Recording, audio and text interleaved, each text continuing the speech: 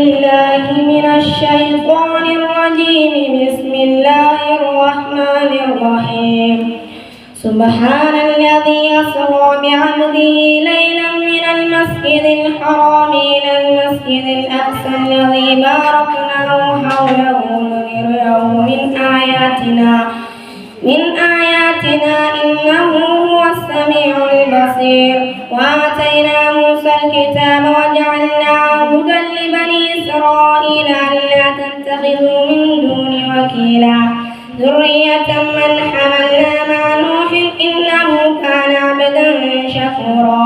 وقضينا إلى بني إسرائيل في الكتاب لتفسدن في الأرض مرتين ولتعلن علوا كبيرا. فإذا جاء وعد أولاهما بعثنا عليكم عبادا لنا أولي بأس شديد فجاسوا خلال الديار وكان وعدا مفعولا.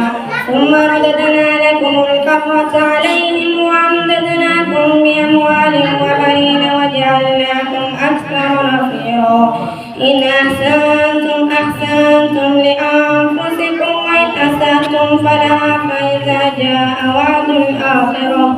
وعد الآخرة ليسوءوا وجوهكم وليتبروا ما علوا تتبيرا.